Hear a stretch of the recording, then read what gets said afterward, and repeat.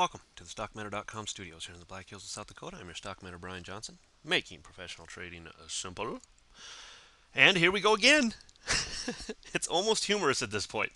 Notice how we just bounced right off these heavy levels of support down here and headed right back up. Um, Now we haven't obviously hit the top. We're not back to 10,500 yet, but all things being equal, we're on our way. You can see us leveling out here at the support area at the 10,250 mark, which I had talked about. I said 10,200 was really the bigger one to get through, and obviously we weren't even able to test it. Pretty close, low of 10,235, so at least it did duck its head below 10,250.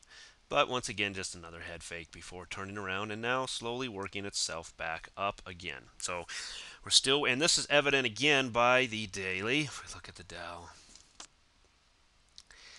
every time we hit this bottom line or this lower resistance here, I'll zoom this in to kind of show you exactly what I'm talking about. All right, so here's kind of the resistance area, and here's 10,250 right here. Notice how we come down, we hit it, we spend 1 day and bounce back up. Then we spend 2 days up top, come down, hit it, spend 1 day and head back up. Spend a day or two up here, back down. Now we're slowly working our way back down here. Hit it and bounce back up. So it's really, lather, rinse, repeat. I've said that 100 times, but it really is. I mean, this has been a very defensible place to get long at the 10,250.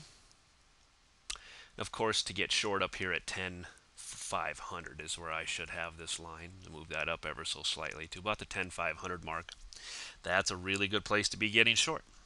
As we push forward, it's all the same look. NASDAQ, you can see it push up a little bit harder here. Now, we did start to see, and we had seen it yesterday, where the NASDAQ yesterday had dropped, but not quite as much as the other two. Today, it was pretty much on parity with the Dow at about 0.5% increase or so. Most of it coming at the very end of the day, of course, getting into this push, but coming right back into overhead resistance. Breaking up above that could take it back into the 1800, eventually the 1815 mark. This one's been a lot more ugly from a chart standpoint, just really choppy, no real direction here.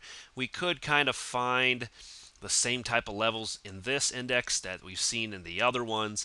If we just put in a little mark here right around that 1750, 1760 area on the NASDAQ.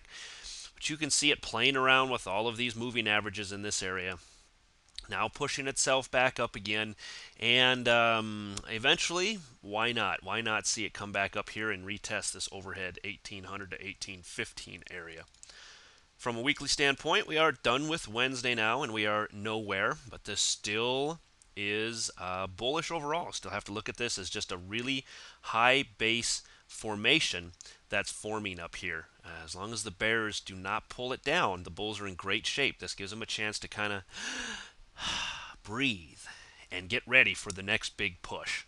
And so unless the bull, like I said, unless the bears pull this thing down into these moving averages and below, the bulls are still in control from a weekly standpoint. SPX on a 60-minute, making its push towards the end of the day, right back into overhead resistance, the 20 period on the 60-minute, and more importantly, bouncing off of this lower end down here with a low of 1085.89. Gee, look at that.